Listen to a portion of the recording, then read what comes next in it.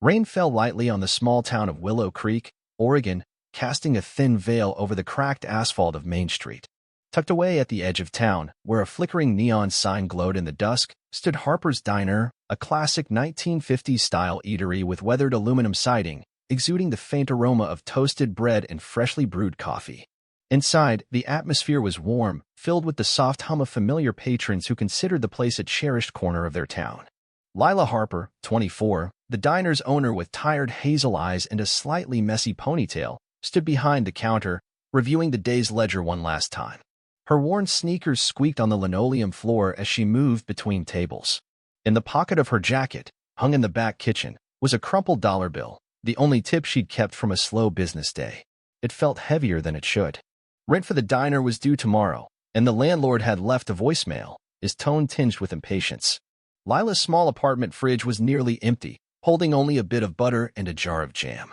That dollar was meant for her breakfast, but now she wasn't sure it would cover anything. She glanced at the wall clock. 7:45 p.m., 15 minutes until closing. The diner was nearly empty, save for old Mr. Jenkins sipping coffee in a corner booth and a truck driver scrolling on his phone at the counter. Lila was about to start cleaning when the bell above the door jingled, breaking the quiet. A woman stepped in, her slender frame swallowed by a threadbare coat that looked salvaged from a thrift store. Her silver hair clung to her face, damp from the rain, and her hands trembled as she clutched a worn handbag. She appeared to be in her 70s, her face etched with deep wrinkles, not just from age, but from a quiet sorrow that made her eyes glint with loneliness. She shuffled to a booth by the window and sat down, her movement slow, as if carrying an invisible burden. Lila approached with a menu, offering a warm smile despite the weight of her own worries. "Good evening, ma'am. Can I get you something to start with?" The woman's eyes skimmed the menu, then darted away as if it embarrassed her. Her voice was soft, almost a whisper. "Just a glass of water, please. That's all I need." Lila hesitated. As the diner's owner, she recognized that look, people too poor or too proud to order anything else. Something about the woman's trembling hands, the way her oversized coat hung on her frail shoulders, stirred Lila's heart. She thought of the diner's electric bill, the bank loan keeping Harper's afloat, and the dollar in her pocket. But the woman's quiet resignation, the way she avoided eye contact, reminded Lila of her own struggles to open the diner, relying on the kindness of strangers to get by. Without overthinking, Lila made a decision. "Don't worry," she said, heading to the kitchen and signaling the cook, who nodded in understanding. "I'll bring you a bowl of chicken noodle soup. It's on the house tonight." The woman's eyes widened, glistening with unshed tears. She opened her mouth to protest but couldn't find the words. Instead, she nodded, her hands clasped tightly together. "Thank you," she whispered, so softly Lila almost missed it. As Lila returned to her ledger, she didn't notice the woman watching her, intently, warmly, as if memorizing every detail of her face. Lila had no idea that this woman was no ordinary passerby. Her name was Margaret Voss, and she was far from ordinary. Beneath the worn coat and humble demeanor was a woman who had built a tech empire in Silicon Valley. Margaret had sold her company for billions, then vanished from the public eye, choosing a life of anonymity. She wasn't destitute, not at all. But she was searching for something money couldn't buy, a spark of genuine kindness in a world that had left her jaded. Margaret had come to Willow Creek to restore her faith in humanity. She moved quietly, blending into small towns like this one, always observing, always listening. She had seen too many people change when they learned who she was, their kindness replaced by calculation. So she hid her wealth, her name, her past, and wandered, seeking someone who didn't know her but chose to care anyway. As Margaret sipped the steaming soup Lila brought, she watched the young diner owner. Lila moved with quiet grace, refilling Mr. Jenkins' coffee with a quip that made the old man chuckle, checking on every customer before returning to the counter. There was a warmth in her, a kindness that asked for nothing in return. Margaret felt a pang in her chest, a feeling she hadn't had in years. This was what she'd been searching for. Lila went about her work, unaware of Margaret's gaze or the significance of her small act. She thought about the dollar she'd spent on the soup, a small loss that felt bigger as the minutes passed. Running Harper's had never been easy. After growing up in foster homes, losing her parents in a car accident at 9, Lila had poured everything into opening this diner, a dream she'd held since childhood, when warm meals were rare. Kindness was how she kept that dream alive, even as life tested her. Margaret finished her soup, leaving a quiet "thank you" that carried more weight than Lila realized. then slipped out into the rain. Lila noticed the empty booth minutes later, the bowl clean, the water half drunk. Something about the woman lingered in her mind, those eyes, sharp and seasoned, as if they'd seen more than Lila could guess. She brushed the thought aside and began closing up, locking the door after the last customer left. That night, in her cramped apartment above a laundromat, Lila lay awake, listening to the rain and the hum of dryers downstairs. Her phone buzzed with another voicemail from the landlord about the rent. She ignored it. Instead, she thought of the woman in the diner, wondering where she'd gone, if she was okay. Lila didn't know that Margaret hadn't left Willow Creek. She checked into a budget motel on the outskirts, using a fake name, and was thinking about the young woman who'd given her last dollar without hesitation. In her motel room, Margaret sat under a dim lamp, a sealed envelope on the table. Inside was a letter and a check, a gift that could change Lila's life. But Margaret hesitated. She wanted to help, but feared the gift might alter what made Lila special, her pure, uncalculating kindness. She decided to stay in Willow Creek a few more days, to learn more about Lila, to ensure her gesture would honor, not diminish, the rare quality she'd found. The next day, the rain in Willow Creek eased, leaving shimmering puddles on the streets. Harper's Diner opened early, filled with the scent of toast and coffee. Lila woke before dawn, as always, to prep ingredients and check deliveries. Though she owned the place, she did everything: cooking, serving, cleaning. Since her small staff, an aging cook named Hank and a part-time waitress, was barely enough to keep things running. Business had been slow lately, and bills piled up on the small desk in the back office. Lila tried not to dwell on them, but each day, the financial strain pressed harder on her shoulders. Still, Lila greeted customers with a smile. She believed Harper's was more than a diner. It was a place where people could find comfort, even if just through a hot coffee or a brief chat. That morning, she noticed a single mother, Jenny, walk in with her young son, Timmy, clinging to her hand. Jenny looked exhausted, her eyes red as if she'd been crying. Lila knew her. Jenny worked at the local supermarket, and her wages never stretched far enough to support her son. "Hey, Jenny," Lila said, leading them to a table by the window. "We've got a new pancake recipe today. Think Timmy would like it?" The boy nodded shyly, but Jenny shook her head. "Just a coffee, Lila." "Thanks." Her voice trembled, as if even a coffee was a luxury. Lila didn't press. She went to the kitchen, prepared a small stack of pancakes with strawberry syrup for Timmy and a plate of scrambled eggs for Jenny. When she brought them out, she set the plates down and said, "On the house today. Timmy needs energy to grow big." Jenny's eyes widened, and she shook her head. "Lila, you can't. You've done too much already." "Don't worry," Lila replied, her smile genuine. "You and Timmy are regulars. Harper's takes care of its own." Jenny gave a weak smile, tears glistening. Lila returned to the counter, unaware that another pair of eyes watched from outside. Margaret Voss, in her old coat, stood under the awning of a shop across the street, peering through Harper's window.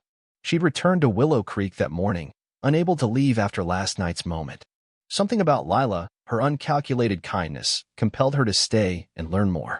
Over the next few days, Margaret became a familiar shadow near Harper's. She didn't go inside, wary of drawing Lila's attention, but lingered in corners, watching. She saw Lila pack up leftovers for a homeless man, Sam, who often wandered near the parking lot. Lila didn't just give him food. She sat with him, talked like a friend, asking about his day, making him laugh for the first time in weeks. Another afternoon, Lila let a high schooler, Ellie, do homework in a corner booth, bringing her a free hot cocoa when she noticed the girl stressing over a test. Each small act deepened Margaret's conviction. Lila wasn't just kind in a moment. She lived kindness. But Margaret still hesitated over the envelope in her bag. She'd lost her husband and close friends over the years, and despite her billions, she felt alone. These journeys to small towns, seeking genuine people, were how she found meaning. But she feared giving Lila money might change her, dimming the purity she cherished. Meanwhile, Lila felt the growing pressure. One evening, after closing, she sat in her small office, facing a stack of bills. The bank had sent a warning about her loan, and this week's revenue wouldn't cover rent. She rubbed her forehead, fighting tears. Harper's was her dream, built from tough days in foster care, when she longed for a place where everyone could feel at home. Now, she feared losing it all. That night, Margaret sat in her motel room, drafting a new letter to Lila. She didn't want to just give money. She wanted to explain why Lila mattered, how her kindness restored Margaret's faith in people.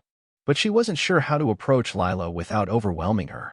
She decided to return to Harper's tomorrow, not as a customer, but to talk, to understand the girl who'd given her soup without asking anything in return. The next morning, as Lila opened the diner, she found a small envelope slipped under the door. Inside was a handwritten note, and signed, "Reading only. Thank you for your kindness.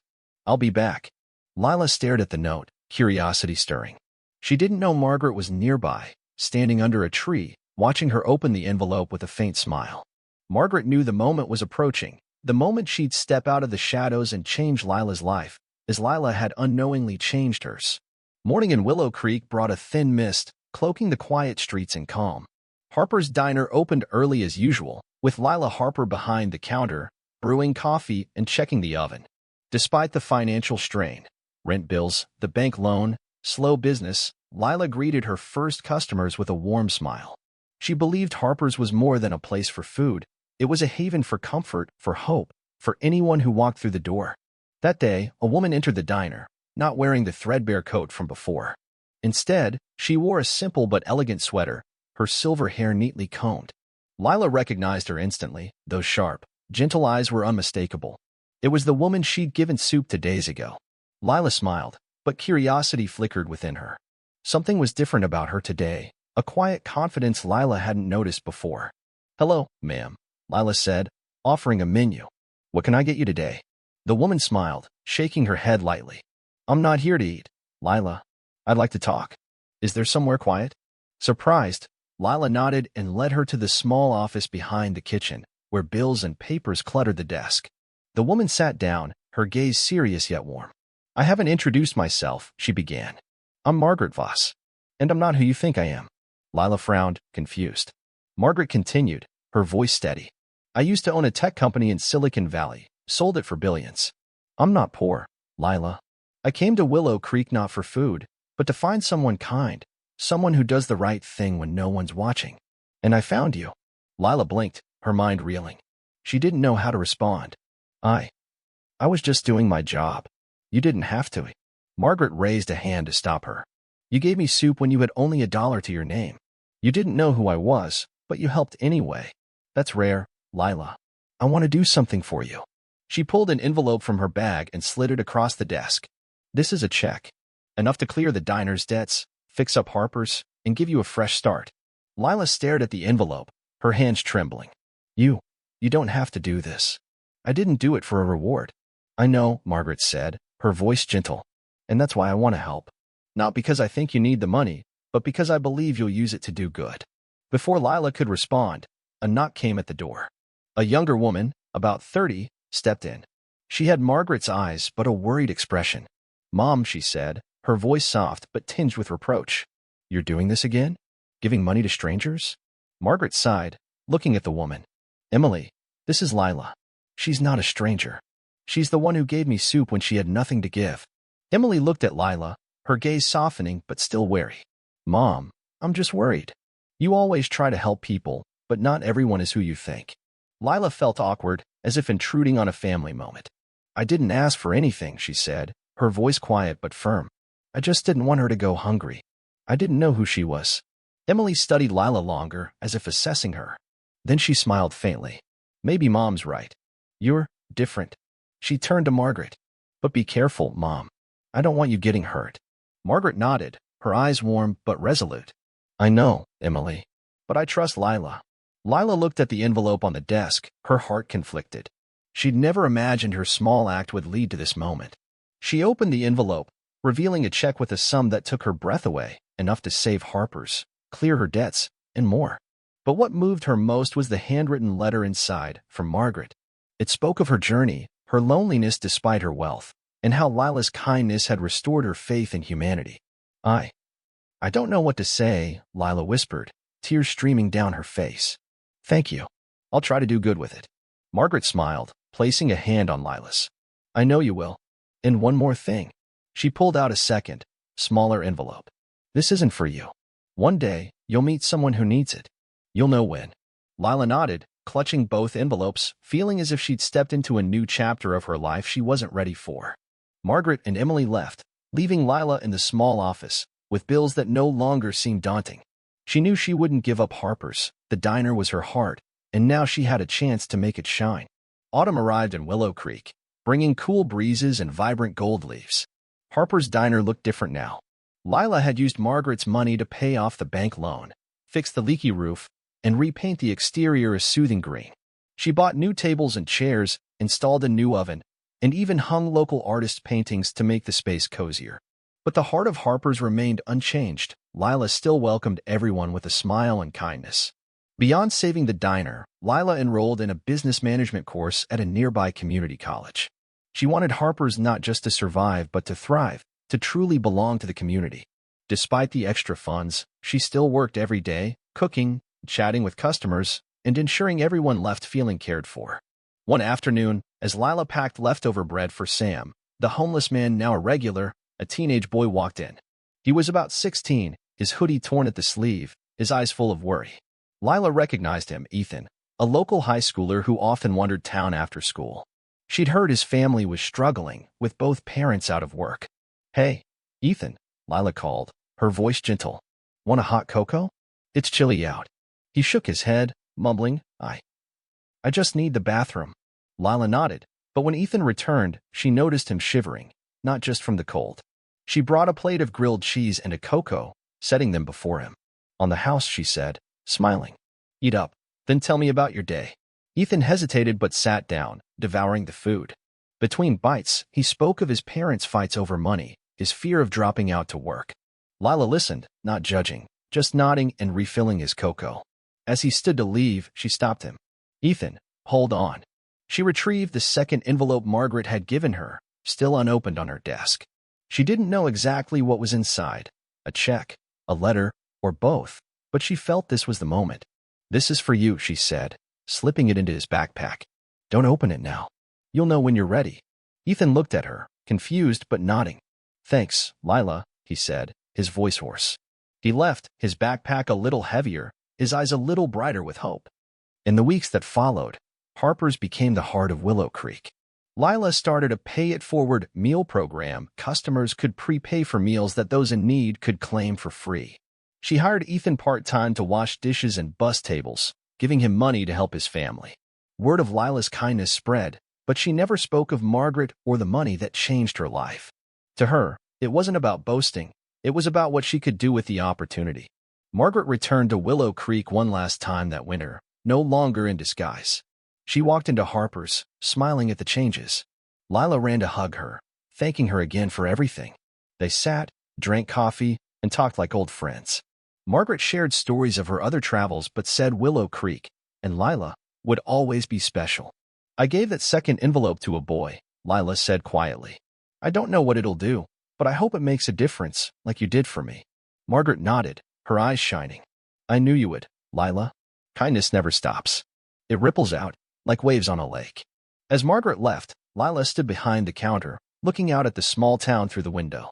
Harper's wasn't just her diner. It was proof that a small act, like giving away her last dollar, could change everything.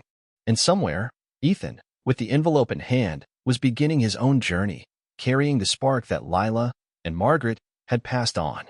Lila's story isn't a fairy tale. It's real, and that's what makes it unforgettable.